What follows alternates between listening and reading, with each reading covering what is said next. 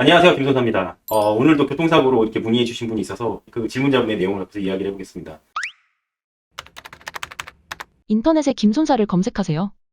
후미추돌 사고로 이제 디스크가 터졌는데 상태가 굉장히 안 좋으신 것 같아요. 근데 어떤 생계 때문에 인테리어 업자라서 뭐 이렇게 병원에 3일밖에 입원을 못했다. 그래서 어떻게 해야 되는지 3일밖에 입원을 안 했기 때문에 보험사에서 뭐 입원 기간을 보고 경상 환자로 보기 때문에 보상을 제대로 안 해주는 것처럼 얘기한다. 이런 게 맞느냐 뭐 이런 내용이신 것 같은데요. 디스크 부분은 항상 말씀드리지만 보험사에서 그렇게 중환자라고 보질 않아요. 뭐 2주 진단, 뭐 3주 진단 이렇게 나오는데 질문 내용만 갖고 얘기를 하다 보니까 구체적으로 이제 MRI 판독지, MRI 검사 영상 자료, 사고 당시 차량 파손 상태, 그다음에 블랙박스 영상 뭐 이런 거 종합적으로 검토해보면 좋을 것 같아요. 내용만 봤을 때는 뭐 파열됐고 차가 뒤에가 심하게 망가졌으니까 사고는 크게 난 것 같아요. 요즘은 차들이 워낙에 이제 기술이 좋아져가지고 튼튼해요. 튼튼하다는 거는 망가져도 안에 있는 그 승객이 크게 다치지 않는 경우가 많아요. 차가 이제 심각하게 파손됐다고 하더라도 안에 있는 승객이 보호가 잘 되다 보니까 심각하게 다치는 정도가 예전에 비해서 뭐 골절 사고까지 발생하는 부분들은 많지 않고요. 대부분 이제 뭐 허리 디스크, 경추 디스크 이런 질환들로서 이제 문제가 이제 생기는 경우가 많이 있죠. 이분 같은 경우는 아무래도 허리 퇴행성 디스크로 이제 MRI 판독 결과 나왔고 의사가 MRI 내용을 보고서 이거는 교통사고하고 연관성이 없다 아니면은 뭐 미비하다 이렇게 얘기를 했겠죠. 주치의들은 그렇게 얘기할 수밖에 없습니다. 왜냐면은 이런 거에 대해서 함부로 얘기 잘못하면은 이제 또 뭐 사고 기여도, 사고 관여도, 외상 기여도라는 걸 이렇게 적용을 해줘야 되고 보험사하고 어떤 그런 내용에 대한 증빙 자료를 이렇게 작성해 줌으로써 분쟁에 휩싸일 수 있으니까 굉장히 꺼려합니다. 그렇기 때문에 이런 내용들은 항상 말씀드리지만 교통사고를 좀 처리할 줄 아는 손해상사 통해 가지고 말씀드리는 증빙 자료들 제출해 주셔서 검토 받으신 다음에 처리하는 게 좋고요.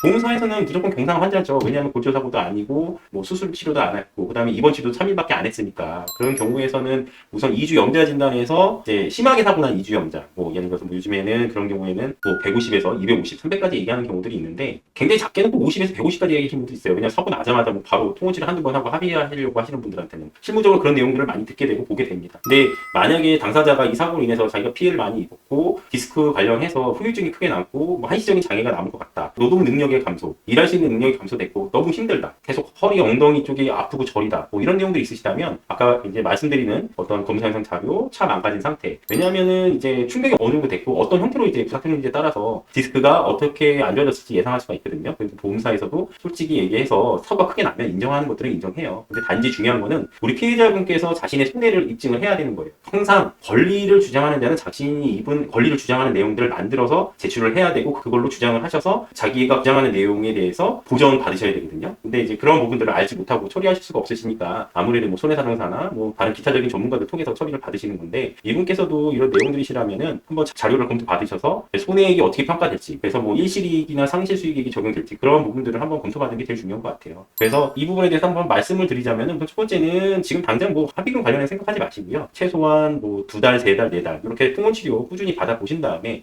일도 중요하지만 몸이 또 건강해야지 일을 하실 수가 있잖아요. 더 나은 삶을 살 수 있는 거니까 몸을 생각하셔서 통원치료 꼭 받으시고요. 뭐 퇴원 횟수는 아마 줄어들 겁니다. 점점. 그러니까는 그 기간에 맞춰서 본인이 이제 통원치료 다니시고 아니면 한의원을 가시든지 해서 더 자신한테 맞는 치료를 적극 받은 다음에 이제 차후에 이제 4개월 정도나 지났을 때 당시 본인에게 어떤 대상의학적인 장애 평가라든가 어떤 정확한 손해액 산정으로 보상을 받고 싶으시다고 하신다면은 이렇게 전문가 통해 가지고 한번 알아보시는 게 가장 중요해요. 치료가 계속 이행되다 보면 보험사에서 계속 전화해서 합의하자 이런 얘기가 종용이 되겠죠. 그런 거는 우선 무시하시고 본인께서 몸이 괜찮아졌고 좀 괜찮아지는 것 같다 할 때 좀 알아보셔도 늦지 않고요. 중요한 거는 보험사에서 만약에 추간 판탈출증 디스크 관련해서 뭐 검토를 하려면 검사에서 CD라던가 뭐 의료자문을 동의해야 된다 이런 내용이 있으면 그런 거는 그냥 무시하시고 차후에 모든 자기의 입증 자료가 구비된 상태에서 한시적인 후유장애라던가 아니면은 뭐 외상 기여도 같은 거 다 입증하셔서 그런 거 재반 증빙들 자료 내시면서 CD는 줘야 돼요. 왜냐하면 그쪽도 알아야지 또 이제 보상을 해주는 부분들이 있어 적절성 인물 평가를 하니까요.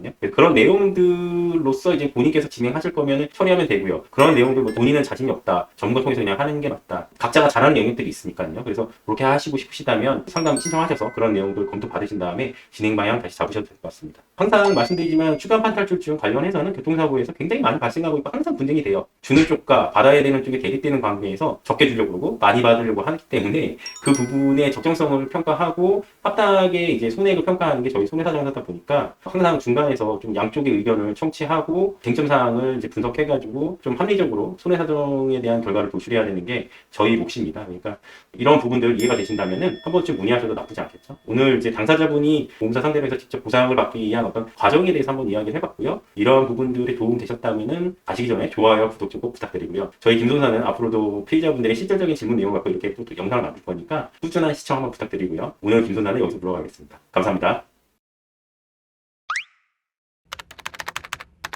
인터넷에 김손사를 검색하세요.